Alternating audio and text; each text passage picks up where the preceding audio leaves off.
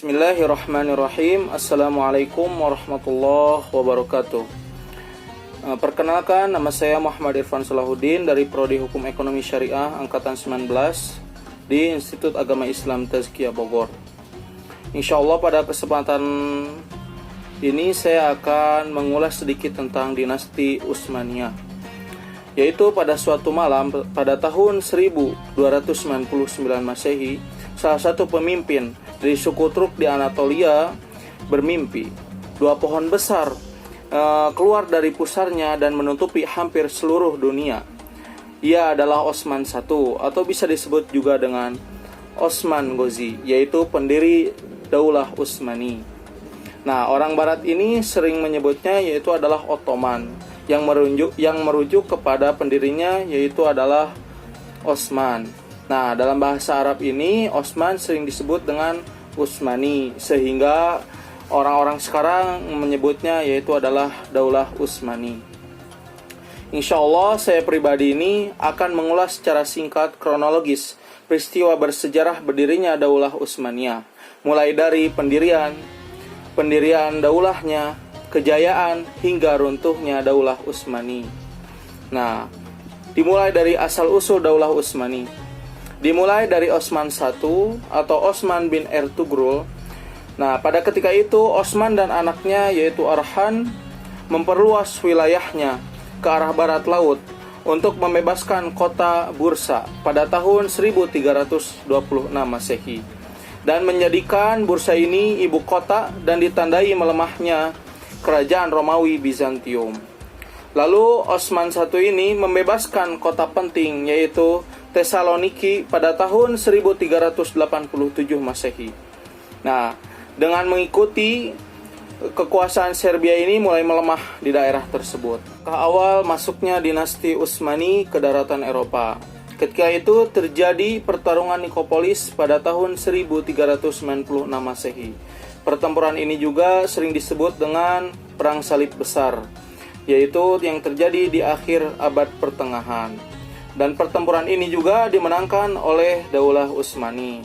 Setelah Sultan Osman I meninggal, dilanjutkan oleh Sultan Bayezid I.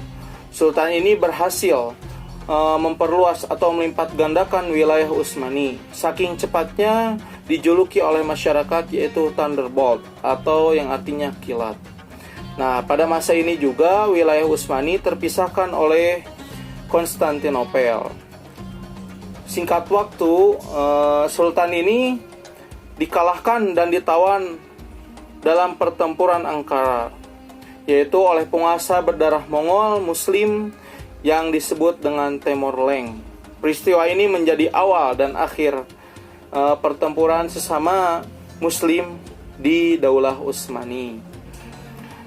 Singkat waktu, putra-putra Bayezid I ini saling memperebutkan kekuasaan untuk melanjutkan ayahnya yaitu Sultan Bayezid I. Naiklah Mehmed I yaitu pada 1413 Masehi hingga 1421 Masehi yang menjadi penguasa dan mengakhiri kekacauan yang terjadi kepada anak-anaknya Sultan Bayezid I ini, yaitu perang saudara yang sering disebut dengan masa peralihan. Lalu anak dari Sultan Mehmed I ini yaitu Murad I pada tahun 1421 hingga 1452 Masehi, yaitu memulihkan wilayah Utsmani yang hilang dalam peperangan Ankara yang terjadi ketika pada masa Sultan Bayezid I. Lalu Sultan Murad I ini juga dia mengalahkan koalisi Raja Hungaria dalam pertempuran Varna pada tahun 1444 Masehi. Lalu memenangkan juga pertempuran Kosovo pada 1448 Masehi. Ada hadis Nabi tentang pembebasan Konstantinopel, yaitu dari Abdullah bin Bishr al-Ghanami. Dia berkata, "Bapakku telah menceritakan kepadaku, saya mendengar Rasulullah SAW bersabda, Latuftahanna al-Konstantiniyah wala ni'mal amir amiruha wala ni'mal jaish dzalikal jaish, yang artinya yaitu adalah sesungguhnya akan dibuka kota Konstantinopel. sebaik-baiknya pemimpin adalah yang memimpin saat itu, dan sebaik-baiknya pasukan adalah pasukan perang saat itu. Nah, putra dari Murad II yaitu Mehmed II yang sering kita ketahui yaitu Muhammad Al-Fatih. Pada umur 21 tahun, Muhammad Al-Fatih ini berhasil menaklukkan kota Konstantinopel, yaitu kota yang memiliki benteng yang kokoh dan bertahan berabad-abad serangan. Nah, ketika itu juga kota Konstantinopel ini diubah namanya menjadi Istanbul, yang kita ketahui sekarang yaitu adalah Istanbul. Istanbul ini saat itu menjadi ibu kota Utsmani, yaitu kota pusat perlabuhan dan perdagangan dari berbagai etnik. Nah, Muhammad Al-Fatih ini memerintah dinasti Utsmani ini dari 1453 Masehi hingga 1481 Masehi, yaitu ketika ia wafat. Lalu beliau digantikan putra sulungnya yaitu adalah Sultan Bayezid II pada 1481 Masehi hingga 1512 Masehi, yaitu sang pemurah, pemberi suaka Yahudi dan pelindung Muslim Granada. Jadi dijuluki seperti itu anak sulung dari Muhammad Al-Fatih.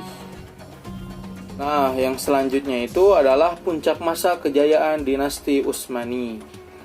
Penaklukan Konstantinopel pada masa Mehmed II atau Muhammad Al-Fatih, yaitu sebagai tanda Daulah Utsmani sebagai kekuatan yang besar di Eropa Tenggara dan Mediteria Timur. Pada abad 15 hingga 16 Masehi, Daulah Utsmani ini memiliki pembebasan terbesar dan terluas sepanjang sejarah Utsmani. Pada masa Sultan Selim I pada tahun 1517 Masehi, Utsmani ini menyatukan Mesir, Syria, Saudi Arabia, dan Palestina dalam waktu yang singkat. Daulah Utsmani juga menguasai perdagangan hingga orang-orang luar itu tidak bisa pergi ke timur dan barat tanpa melewati wilayah Utsmani ini. Lalu Daulah Utsmani ini berkembang dalam perdagangan darat antara Asia, Eropa, dan Afrika. Lalu Angkatan Laut Utsmani ini juga sangat berperan dalam mempertahankan wilayahnya dan mengontrol perdagangan. Yang selanjutnya yaitu adalah Sultan Sulaiman I atau sering disebut juga dengan Sultan Sulaiman Al-Kanuni atau sering disebut juga dengan Sultan Agung. Nah, pada masa Sulaiman Al-Kanuni ini, Daulah Utsmani ini mencapai puncak kekuasaan dan kejayaan. Sulaiman putra Selim I ini membuat dampak dan perubahan besar bagi Daulah Utsmani. Sultan Sulaiman Al-Kanuni ini juga membuat kodifikasi hukum dengan undang-undang berdasarkan hukum Islam dan diakui oleh banyak pihak dengan sistem peradilan adil dan efisien. Sultan Sulaiman Al-Kanuni juga mewarisi berbagai universitas dan mendirikan Kesultanan Utsmani di Hungaria dan di Eropa Tengah. Lalu Sultan Sulaiman Al-Kanuni ini juga memenangkan pertempuran melawan 21 koalisi Eropa dalam pertempuran Mohak, yaitu pada tahun 1526 Masehi. Dia juga menyatukan Baghdad dan mendapat kendali wilayah Mesopotamia. Nah, yang selanjutnya itu adalah jatuh dan runtuhnya Daulah Utsmani. Kemunduran Daulah Utsmani ini mulai pada tahun 1600-an, sepeninggal Sultan Sulaiman Al-Kanuni. Dengan luas kekuasaan Utsmani ini, begitu banyak konflik di dalam dan di luar pemerintahan Utsmani, mulai dari serangan dari wilayah Austria, wilayah Persia, hingga intrik dalam pemerintahan Utsmani, yang membuat Daulah Utsmani sedikit demi sedikit yaitu kekurangan wilayahnya, dan beberapa sultan tidak secakap dan sekuat sultan sebelumnya. Nah, pada abad 18 yaitu 1800 Masehi, Daulah Utsmani ini mendapat julukan yaitu The Segment of Euro, yaitu akibat krisis ekonomi dan kalah perang. Jika awal kejayaan Daulah Utsmani ini adanya Sultan Muhammad Al-Fatih dan Sultan Sulaiman Al-Kanuni, Maka di akhir kemunduran Utsmani ini, di akhir abad 18 ada sultan dengan julukan singa terakhir Daulah Utsmani. Adalah Sultan Hamid II yang menggantikan Sultan Murad V. Bertepatan dengan ketamakan negara-negara Eropa atau negara-negara Barat untuk menguasai wilayah Utsmani yang sudah mencapai puncaknya. Wilayah yang besar yang ketika itu terjadi krisis dan tegang. Sultan Abdul Hamid II ini juga menghabiskan 30 tahun kepemimpinannya, yaitu dengan konspirasi internal dan eksternal, revolusi tanpa henti. Beliau juga mempertahankan wilayah Utsmani sekuat tenaga dan Palestina hingga akhir kepemimpinannya. Sehingga beliau sempat berkata, jika Yerusalem runtuh di zamanku, dan jika Yerusalem runtuh, maka seluruh wilayah Islam akan runtuh. Sultan Abdul Hamid ini juga memodernisasi wilayah Islam dengan membuat rel kereta, yaitu untuk menghubungkan seluruh wilayah Islam ke Mekah dan Madinah bertujuan untuk memudahkan dalam umroh dan haji, serta menggaungkan ukhuwah Islamiyah. Zionis dan Barat tidak senang melihat itu, geram gitu. Lalu mereka berniat untuk bekerja sama dengan Turki Muda untuk menjatuhkan Sultan Abdul Hamid II. Singkat cerita, akhirnya Mufti Utsmani ini mencopot Sultan Abdul Hamid II. Nah, pada tahun 1909 Masehi, ia dilengserkan dan digantikan oleh Sultan Mehmed VI. Nah, pada tahun 1912 hingga 1913, Daulah Utsmani ini kehilangan semua wilayah Eropa di Rusia karena kesalahan Perang Balkan. Nah, pada Perang Dunia ke-1, Turki juga ikut bergabung di blok Senta. Sultan Mehmed, singkat cerita gitu, Sultan Mehmed VI ini dibuang ke Malta dan dicabut secara paksa kekuasaannya. Dan ketika itu juga Republik Turki dideklarasi. Lalu kepemimpinan dicabut dari bangsa Utsmani, namun jabatan khalifah tetap dipertahankan sebagai simbol agama yang bergelar sultan.